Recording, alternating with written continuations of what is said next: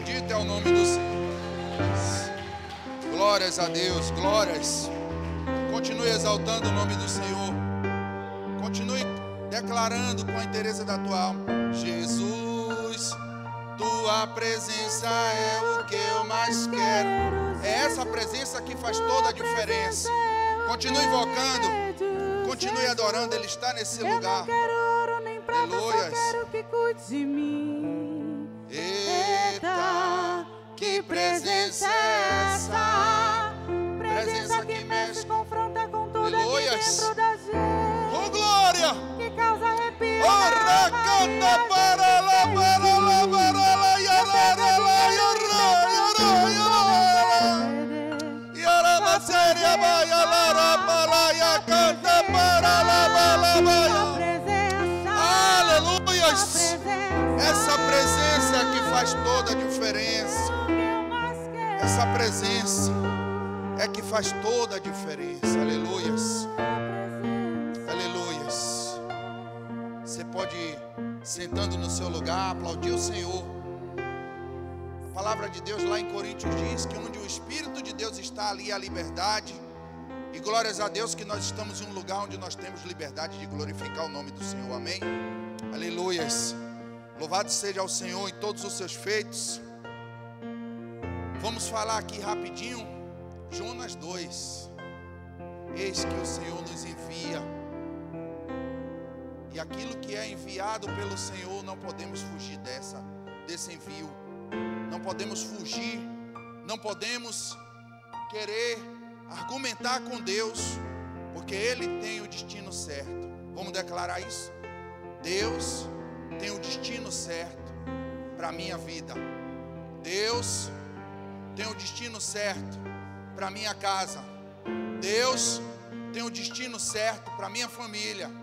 Deus tem o destino certo para Manaim. Deus tem o destino certo para a nossa história, em nome de Jesus. Amém? Aplauda ao Senhor. E faça dessa adoração uma parte do teu devocional. A presença de Deus, ela estabelece e ela faz toda a diferença. Porque onde Jesus chega, chega o milagre. Onde Jesus chega, chega a transformação. Onde Jesus chega, chega a cura. Onde Jesus chega, chega o sobrenatural. Onde Jesus chega, chega o romper do impossível. Porque Ele diz: para mim não há impossíveis, porque Ele é Deus. E a palavra diz, Lucas 1,37, que não há impossíveis para Deus. E o nosso Deus, Ele cuida do nosso caminho. Ele cuida de todas as coisas da nossa vida. A palavra lá em Jeremias diz que o Senhor nos formou desde o ventre da nossa mãe, substância informe, e ainda assim Ele já tinha o cuidado sobre nós, amém? E Ele já tinha um propósito para a nossa vida, e que só não se cumpre se nós não formos obedientes àquilo que é o chamado de Deus para a nossa vida. E em não ser obediente ao chamado de Deus para a nossa vida, nós estamos sendo rebeldes. E uma vez rebelde contra o Todo-Poderoso, virá sanções muito mais sérias do que aquelas que eu possa fazer por uma pessoa. Porque quando eu estou falando de Deus, do eterno, do sobrenatural, do Todo-Poderoso, eu estou falando de algo supremo que está acima de todas as coisas. Lá em Isaías diz que Ele está acima de tudo e de todos, entronizado. Os anjos declaram que Ele é santo. Os profetas, os grandes heróis da fé estão ao lado de Deus, o chamando de santo, chamado de anciãos. Foram proclamados anciãos do Senhor. E esses homens reconhecem a supremacia de Deus. E aquele que quis um dia ser desobediente, negligenciar em fúria contra a vontade soberana de Deus, ou se igualar a Deus, ele foi expulso da morada celestial. E todos aqueles que tentam de alguma forma fugir da presença de Deus naquilo que é o chamado de Deus para a sua vida, ele vai sofrer sérias sanções. E de repente ele pode perder a sua salvação. E como nós lemos aqui, a irmã Lúcia leu no devocional, de repente pode se encontrar com o Hades e lá ter um sério arrependimento. E aí não haverá mais a chance de retorno. Mas enquanto estamos aqui na terra dos viventes, podemos dizer que a presença de Deus em nós, ela vai fazer toda a diferença. Se eu e você, como está lá em Isaías, dermos ouvido atentamente à voz do Senhor, Ele vai cumprir os planos e os projetos dEle, porque Ele é fiel. Amém? Jonas 2. E orou Jonas ao Senhor, seu Deus, das entranhas do peixe, e disse: na minha angústia, clamei ao Senhor, e Ele me respondeu. Do ventre do inferno gritei, e tu ouvistes a minha voz. Porque tu me lançaste no profundo, no coração dos mares, e a corrente me cercou. Todas as tuas ondas e as tuas vagas têm passado por cima de mim. E eu disse: lançado estou diante dos teus olhos, todavia tornarei a ver o templo da tua santidade. As águas me cercaram até a alma, o abismo me rodeou, e as águas se enrolaram na minha cabeça. Eu desci até os fundamentos dos montes, os ferrolhos da terra correram sobre mim para sempre. Mas tu livrastes a minha vida da perdição, ó Senhor meu Deus. Quando desfalecia em mim a minha alma, eu me lembrei do Senhor, e entrou a ti a minha oração no templo da tua santidade. Os que observam as vaidades vãs deixam a sua própria misericórdia, mas eu te oferecerei sacrifício com voz do agradecimento. O que votei pagarei, do Senhor vem a salvação. Vamos declarar isso todos juntos? Do Senhor vem a salvação.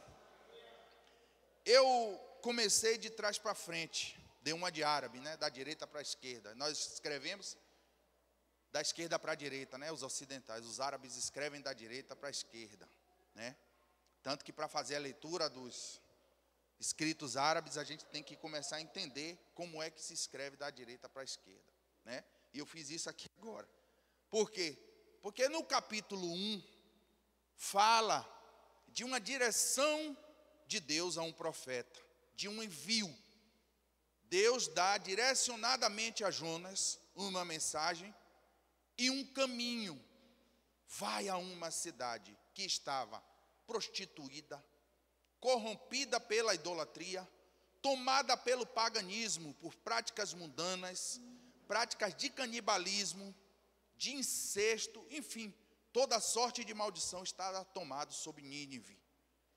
E Jonas, ele temeu ir àquele lugar. E muitas vezes, Deus nos envia a condições humanas em locais inóspitos, e que às vezes nós nos sentimos fragilizados e deixamos por algum momento de observar o poder do Deus que está sobre a nossa vida. Deus nos envia uma condição de ir a um lugar onde ninguém quer ir, onde o caminho é estreito, onde a situação é extremamente adversa, agressiva, e nós não enxergamos que naquele lugar Deus está conosco. E assim é na nossa vida. Muitos vão se identificar, e eu digo isso de mim mesmo. Em várias situações da minha vida eu quis estar no que nós chamamos hoje popularmente, né? Zona de conforto. Uma coisa que eu possa ir tranquilamente e voltar sem turbulências, né? Sem precipitações, sem nenhum tipo de incômodo, quando na verdade o Senhor quer nos provar, né? Nos levando a uma condição muitas vezes de um deserto, de uma enfermidade, de uma aflição na nossa alma, para que aquilo, a glória de Deus se manifeste, para que a gente possa confiar de que aquele que está nos enviando é poderoso para abrir o caminho, para fazer a passagem e a gente marchar na ousadia do Espírito. O crente, ele precisa ser ousado no Espírito Santo, e ele não pode temer o chamado de Deus para mim e para a tua vida. Ele não pode haver questionamentos. Em um dado momento a palavra fala que Moisés olha para Deus e diz: e o que eu direi a Faraó? E o Senhor responde: diga que eu sou o que sou. Por quê? Porque Moisés temeu a mão de Faraó. Faraó era o homem mais poderoso daquele tempo, a nação mais rica, mais influente da terra, que ditava todos os caminhos econômicos do mundo. E quando Moisés volta naquela condição que o Senhor forja o caráter de Moisés, ele pensa naquilo que foi o passado dele. Ele pensa que ele vai àquele lugar e que chega lá ele vai ser acusado por aquele homicídio e que Deus não vai guardar ele. E eu queria te dizer nessa noite, se há arrependimento no teu coração como o de Jonas aqui, Deus não se lembra dos teus pecados. E o acusador, o inimigo, ele não tem poder para trazer à tona e passar na tua cara quem era você antes da palavra. A palavra diz lá em Gálatas que aquele que está em Cristo é nova criatura. Tudo se fez novo. E muitas vezes o envio de Deus é num ambiente onde você já esteve. É num ambiente que você já conhece. E ainda eu vou te dizer mais. Se for num lugar onde você não conheça, onde você não saiba o que fazer, se você colocar o Espírito Santo na tua frente, ele vai te dar toda a direção. E você vai ter vitória sobre todas as coisas. Glórias a Deus. Louvado seja Deus. Jonas recebeu esse envio. E ele tentou, fez como Adão, se esconder de Deus.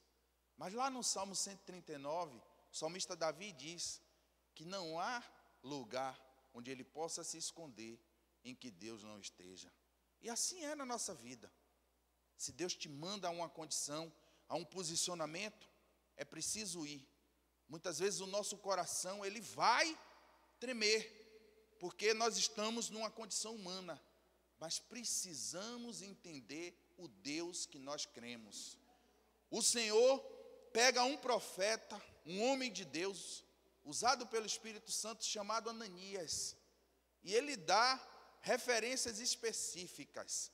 Vai à rua direita, à casa tal, lá vai ter um homem chamado Paulo.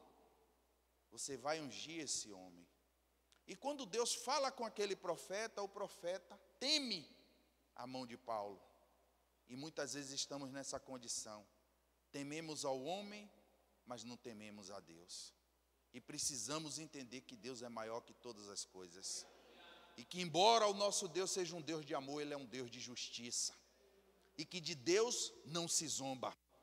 Aquilo que verdadeiramente é o chamado de Deus para a sua vida, você não pode negligenciar. Você não pode abrir mão. Você não pode fugir. Você não pode querer se esconder. Porque, mais uma vez eu digo, o profeta diz que se ele subisse aos céus, lá o Senhor estava. Se ele fosse às profundezas da terra, lá também o Senhor estava. Não podemos querer dar uma de Adão, tapar a nossa nudez e nos esconder atrás de uma árvore, nos esconder atrás de uma condição. Não, eu não fui porque o meu pé estava, a minha mão, a dor de cabeça. Não existe desculpa para Deus. Não existe argumento. Precisamos entender. O Evangelho é uma luta contínua. Estar na presença de Deus por si só já é uma luta, militando a carne contra o espírito. E a partir daquilo que é o desenvolvimento meu e seu na presença de Deus, no manuseio da palavra, nas práticas espirituais, a palavra diz que a quem muito é dado, muito é cobrado. E o Senhor vai nos capacitando, vai evoluindo. Se você fizer uma evolução de quando você se encontrou com Jesus, para quem é você hoje, você já consegue manusear a palavra, você já se identifica com os louvores, você já conhece a tramitação espiritual, você já sabe como chegar no Santo dos Santos. Por quê? Porque foi preparado um caminho, foi dada uma instrução e foi aberto os teus olhos. E quando os teus olhos são abertos, você consegue começar a ter dimensão do que é o Espírito e do que é a carne, onde Deus está e onde Deus não está, o que é um envio da parte de Deus, o que é apenas uma direção do homem. E aquele que verdadeiramente anda no Espírito, o apóstolo Paulo diz que ele discerne das coisas do Espírito. E muitas vezes, um homem de Deus, como Jonas, um profeta, que tinha a instrução e a instrumentalidade da palavra, porque a palavra aqui em Jonas 1 diz que ele volta e faz o que Deus mandou. Em Jonas 3, melhor dizendo, o Senhor dá uma segunda chance a ele, ele vai àquela cidade, ele prega aquilo que Deus ordenou, e a cidade se arrepende, aplica-se um jejum que até os animais entram em consagração. Que coisa profunda, que coisa tremenda. Você pode aplaudir o Senhor? Só o poder de Deus, só a mão de Deus. Imagina, se no meio do teu envio, Deus diz assim, não, Raimundo, você vai, porque vai ser desse jeito, desse. Não, precisamos confiar, sabendo que o nosso Deus, Ele não é homem para que minta, e nem filho do homem para que se arrependa. Se Ele manda, Ele sustenta. Se Ele manda, Ele vai dar vitória, porque Ele é um Deus fiel. Não tem para onde correr. Não adianta o Senhor nos enviar, pararmos para questionar aquilo que é a direção de Deus para a nossa vida. E de repente você está aqui hoje, querendo receber da parte de Deus uma resposta, mas eu te digo, se habilite para fazer aquilo que Deus tem como projeto e plano para a tua vida. Agrada-te do Senhor, e Ele vai satisfazer o desejo do teu coração. Não queira passar como Jonas, e muito menos passar por essa sentença que está lá em Lucas 16. O rico viveu a sua riqueza, as coisas desse mundo, ele se fortaleceu, ele se beneficiou, e em um dado momento a morte chega, como pode chegar para nós, e ele é levado a uma condição de condenação, e ele relata em detalhes que o inferno arde, e que lá não tem a fonte de água viva, que ele pede uma gota de água para que refresque os seus lábios, né? Está em Lucas 16, e naquele momento, onde não há mais retorno, entra nele uma das piores sensações que o ser humano, e eu classifico essa palavra como talvez uma das piores palavras que existem para o ser humano: arrependimento. É uma das piores palavras que pode existir. Ah, se eu tivesse feito dessa forma. Ah, se eu tivesse dado ouvidos ao Senhor. Ah, se eu não tivesse voltado atrás. Ah, se eu não tivesse. Ah, se eu tivesse. Esse arrepender-se e crer-se que Deus é o Senhor de todas as coisas, que Ele nos direciona por caminhos que muitas vezes não entendemos, nós não entendemos, mas do nosso Deus, não precisa nós cobrarmos a Ele explicação, porque Ele tem a resposta final.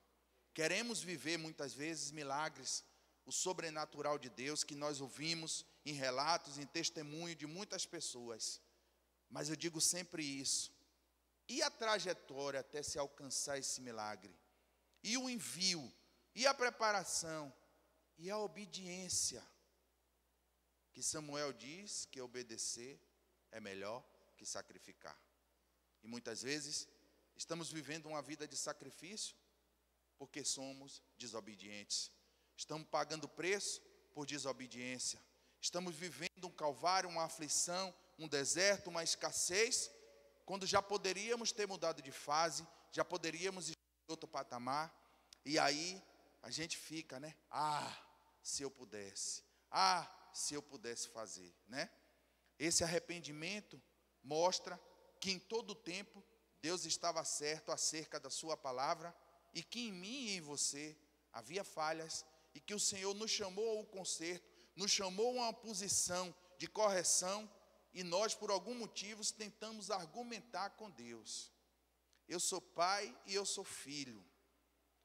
E eu, quando criança, muitas vezes, argumentei com a minha mãe, principalmente, com meu pai, com a minha irmã mais velha, né? Que eu venho de uma geração que os irmãos mais velhos tinham autoridade sobre os mais novos.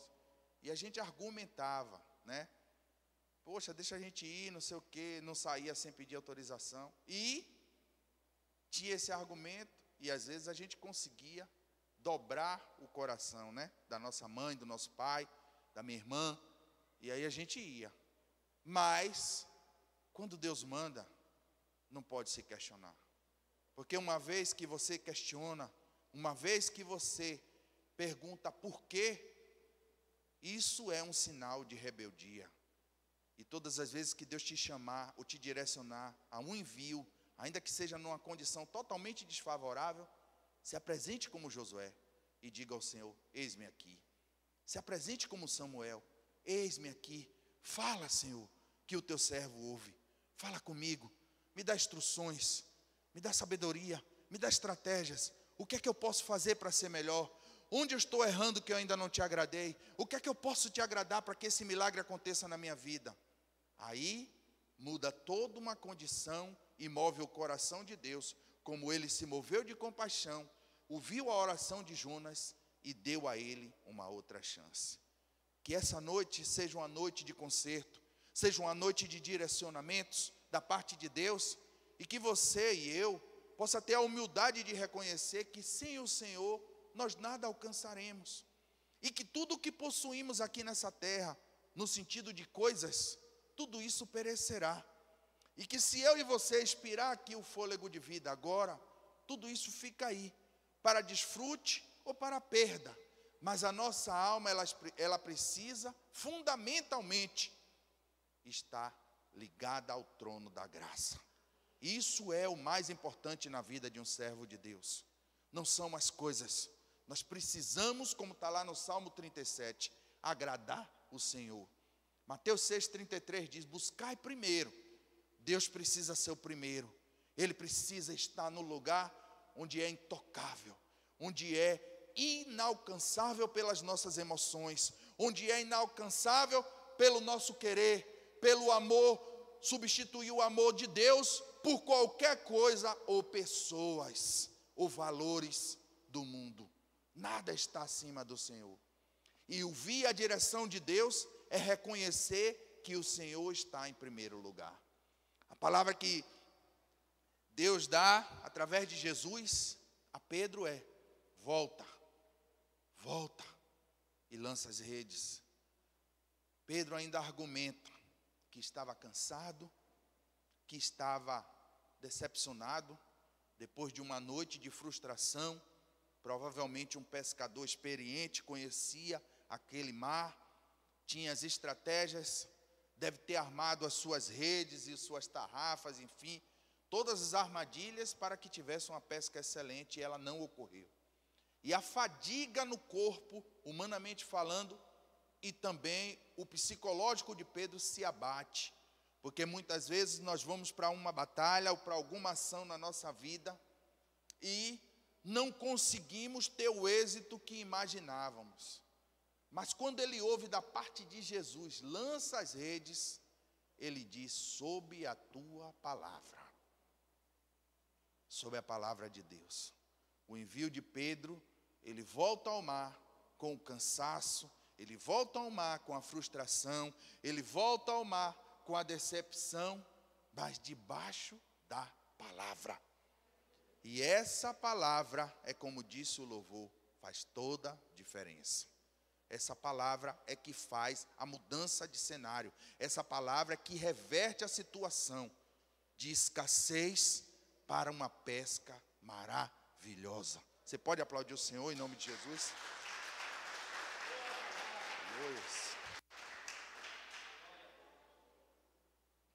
Receber uma mensagem da parte de Deus, no primeiro momento, ela sempre vai impactar. Porque tudo que Deus faz na nossa vida é impactante. Talvez, humanamente falando, e pela cotidiano do nosso dia a dia, você não perceba, mas há transformações no seu caráter.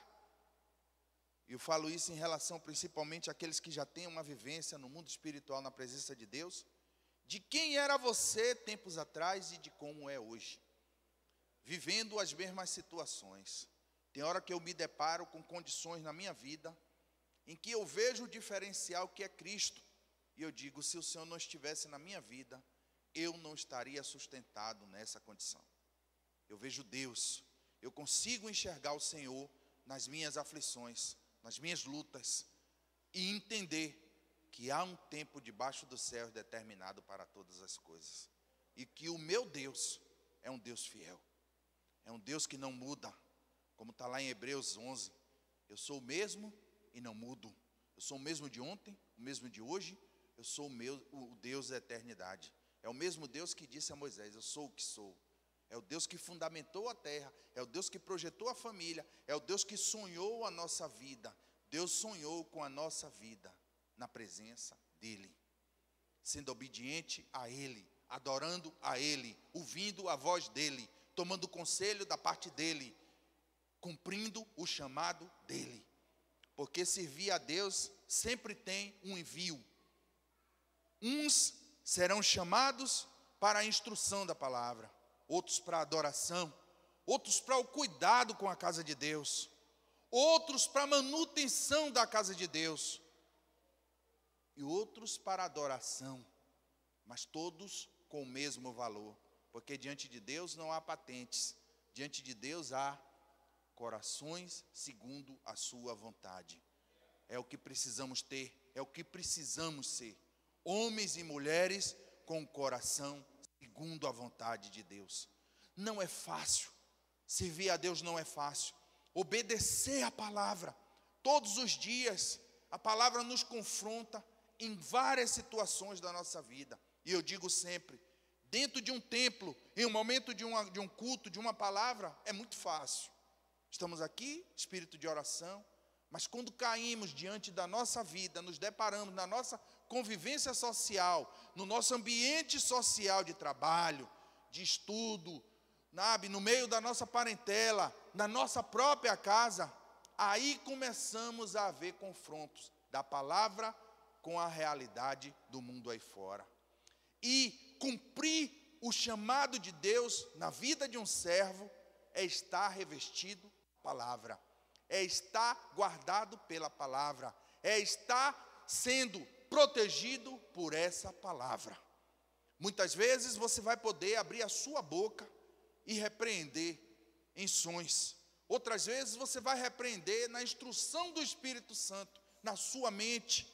O ataque vem e você repreende, por quê? Porque você está respaldado na palavra. Mas quando você não obedece à vontade de Deus, pode acontecer com você ou comigo, e eu repreendo isso em nome de Jesus, o que aconteceu com Saul. O Senhor virá as costas e tirar dele o espírito. E aí vai vir tribulações, vai vir uma condição de aflição, até que haja um arrependimento, como houve em Jonas, como houve no rei Ezequias, que bota a sua cara frente a uma parede e pede a Deus que lembre dele, e faz um concerto com Deus, e antes que o profeta saísse do palácio, aquela oração de arrependimento, aquela oração, ela move o coração de Deus, e Deus muda aquela sentença. O que era uma sentença de morte, vira uma sentença de transformação, de milagre, de cura, de poder sobrenatural da parte de Deus. E nós podemos, estamos vivos, estamos de pé, estamos adorando o Senhor, temos consciência daquilo que é certo, daquilo que é errado na nossa vida, e podemos ainda consertar, endireitar os nossos caminhos, ouvir a voz de Deus, seguir o envio, ainda que o barco esteja numa situação de uma tempestade, ou ainda que aquela situação verdadeiramente ela seja uma situação onde não há, humanamente falando, como sair. Deus tem a saída, Deus tem a resposta, Deus tem a chave. Ele abre portas onde não há, Ele abre caminhos onde não era para ter caminhos. O Senhor é um Deus de mandar andar sobre as águas, mas para isso eu tenho que olhar para o Senhor, não para o tamanho das ondas que me cercam. Eu tenho que confiar que aquele Deus que está na minha vida e que me chamou pelo meu nome desde o ventre da minha mãe e que me chama a ser adorador, a ser servo, Ele é Deus fiel e Ele não perde batalhas. E todas as vezes que nós estamos com os nossos olhos focados em Deus, Ele vai à nossa frente, Ele vence a nossa guerra, Ele triunfa por nós, nós exaltamos o Senhor e nós conseguimos ter o prazer e a felicidade de louvar e agradecer a Deus. A palavra diz que Davi foi vencedor até o dia em que ele se fartou, se encheu e se cansou, resolveu descansar quando era momento de guerra. E esse momento para nós cristãos, esse período com política no meio, trouxe e Deus tem mostrado uma condição espiritual muito grande de batalhas, onde o crente, onde o servo, onde o adorador, ele precisa estar atento, porque não é somente questões políticas. Estamos sendo atacados na parte espiritual. A palavra de Deus, ela está sendo vilipendiada, desrespeitada. Ela está sendo afrontada na nossa cara.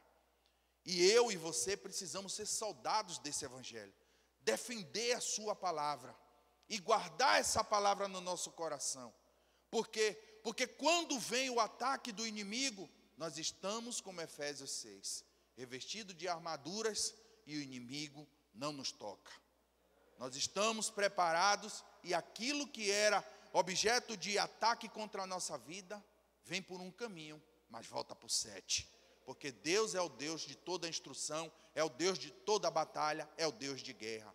O crente, ele precisa saber identificar na sua vida as áreas onde ele tem guerras, onde ele tem batalhas, e ele não pode dormir, e ele não pode cochilar, ele não pode se deitar. O descanso de Deus não é ficar numa rede. Quando a palavra diz lá no Salmo 40, descansar, é deixar que a aflição, que o desespero saia de nós, e que nós tenhamos serenidade de que Deus, como está lá em Isaías 60, 22, em tempo oportuno fará acontecer. Na hora certa, Deus vai agir.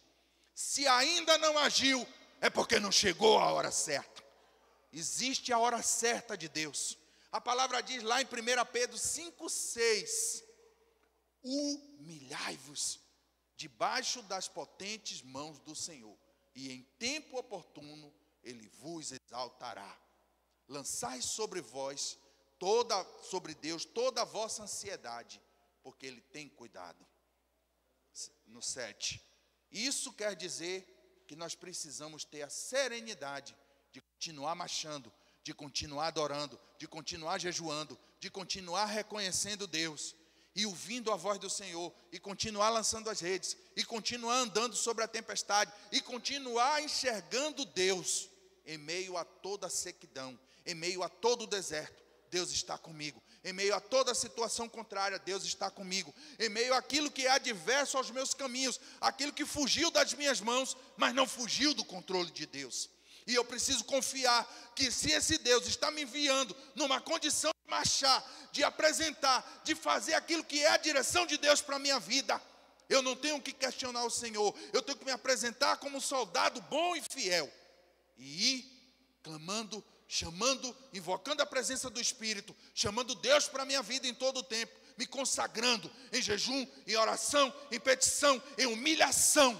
Senhor, eu me arrependo dos meus caminhos, eu me arrependo das minhas falhas, eu peço a Deus que purifique os meus lábios, o meu entendimento seja aberto, que a tua sabedoria venha sobre todas as áreas da minha vida, para que eu possa alcançar a vitória no tempo oportuno que vem da tua parte, e que o teu nome seja glorificado na minha vida.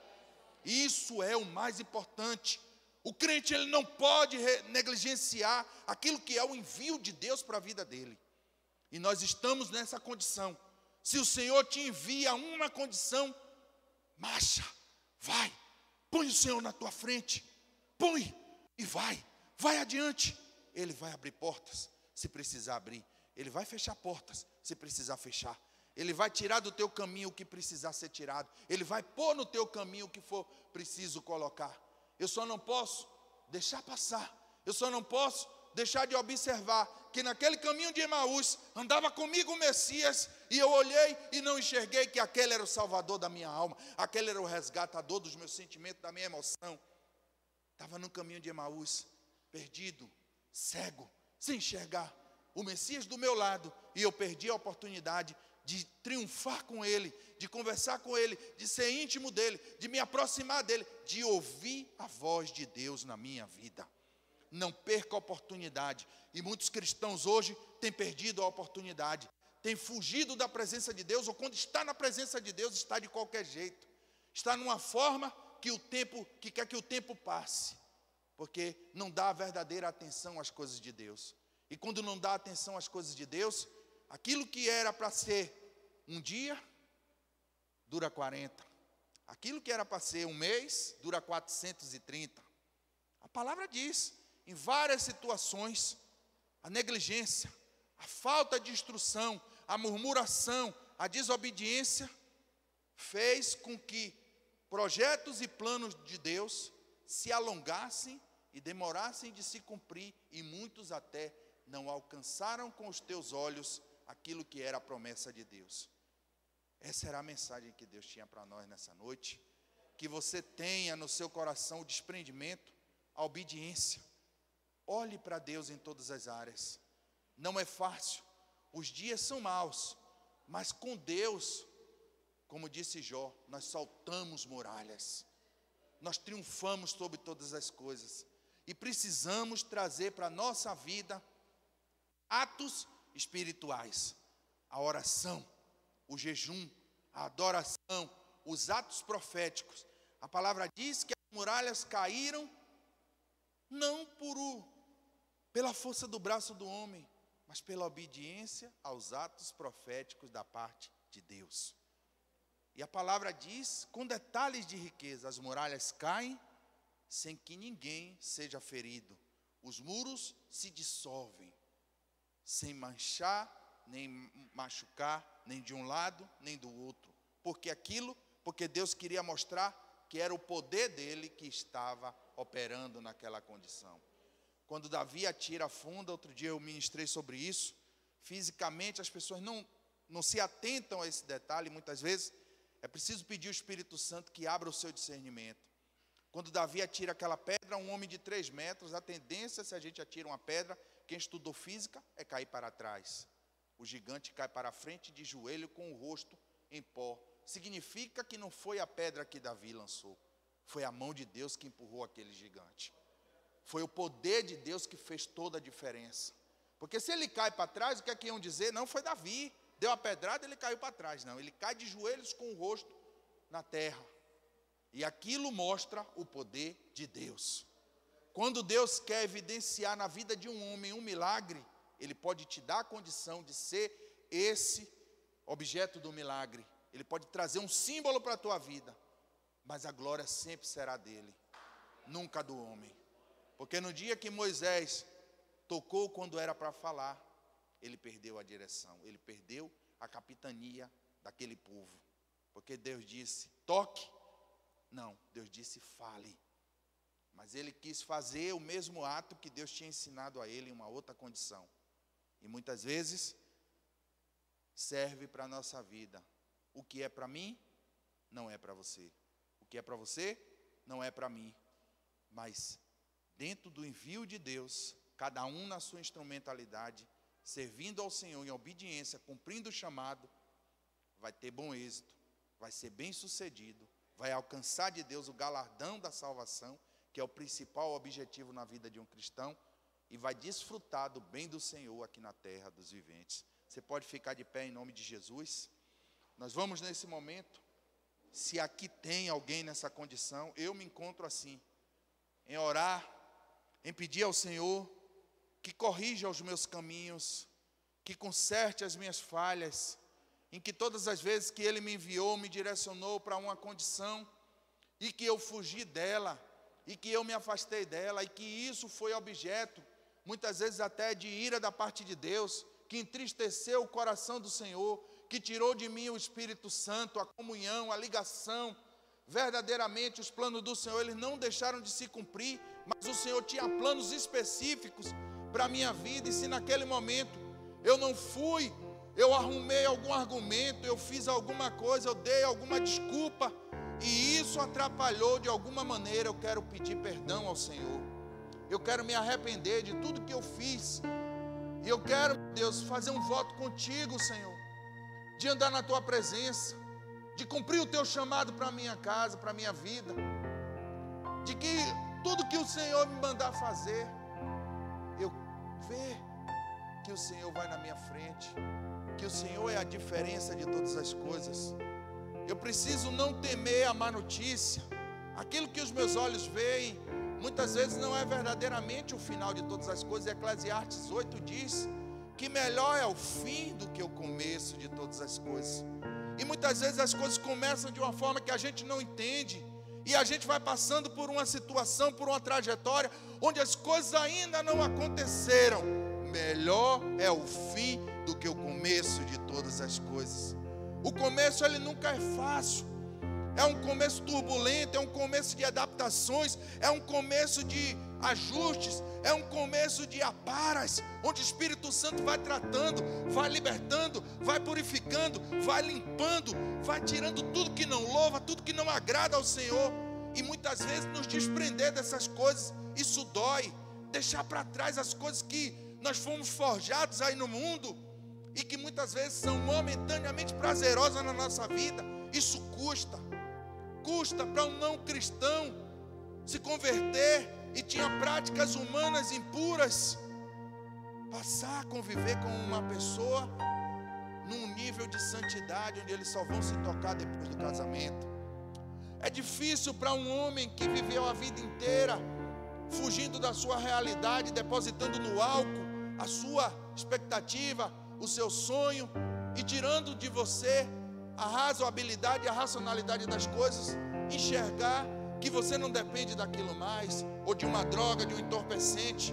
Mas quando nós colocamos diante do Senhor que nós não dependemos do dinheiro, nós não dependemos da emoção, do sentimento de uma outra pessoa pela nossa vida, e que se aquela pessoa não estiver em nós ou conosco, a nossa vida não tem sentido, e nós começamos a colocar verdadeiramente o Senhor como primeiro em todas as coisas, Ele vai cuidar do nosso coração, do nosso sentimento.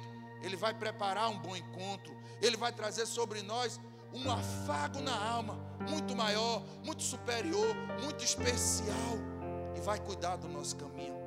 E precisamos muitas vezes deixar tudo isso, deixar todas essas coisas, porque essas coisas nos impedem de chegar ao Santo dos Santos, essas coisas nos impedem de ouvir a voz de Deus, porque o Espírito Santo, ele tem uma sublimacia, ele é muito tênue, ele é muito sensível, e ele só habita em lugares que desejam a sua presença, e só deseja a presença do Espírito Santo aquele que quer ser santo, aquele que quer dar lugar, aquele que quer abrir espaço, aquele que quer verdadeiramente ser transformado, aquele que mesmo sem conhecer qual é o seu futuro, ele entrega nas mãos de Deus, ele lança nas mãos do Senhor, ele deposita diante do altar, e ele confia que haverá bom futuro, que haverá uma transformação.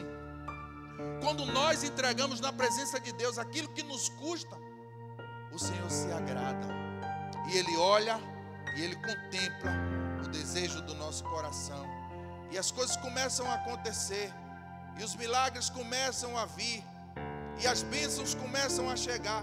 E nós não vivemos por bênçãos, mas eu digo sempre isso, para um servo de Deus, para um cristão, para o alimento da sua fé, é necessário que o poder de Deus se manifeste, é necessário que você veja Deus na resposta das tuas orações. Por quê? Porque significa que está estabelecendo uma conexão direta, de que Deus está respondendo a tua oração, de que nós estamos fazendo algo que agrada o coração de Deus. Importa-vos, a mim e a você, agradar-vos mais a Deus do que a nós mesmos, e muito menos ainda do que aos outros. Primeiramente agradar a Deus, porque agradando a Ele vai ser agradável para nós, amém? Que o Senhor possa nos fortalecer nessa noite. Vamos orar. Senhor, essa é a instrução da Tua palavra. Eu não sou dono de nada, essa instrumentalidade é Tua. Quem sou eu, meu Deus?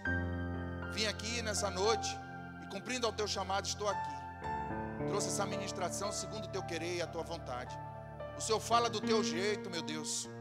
E nós estamos aqui para deixar para trás os nossos sentimentos, as nossas emoções, aquilo que nos prendia, aquilo que verdadeiramente amarrava, aquilo que atrapalhava, aquilo que, humanamente falando, tinha valores para nós, mas para o Senhor não significa nada. Porque o Senhor sonda os nossos corações, o Senhor se agrada do nosso coração, da vontade que permeia o nosso coração, daquilo que verdadeiramente passa pela nossa vida. Hoje, meu Deus, eu consigo entender, meu Pai, humildemente falando, que eu preciso te agradar em primeiro lugar, que eu preciso te invocar em todo o tempo, que eu preciso colocar o Senhor em primeiro lugar na minha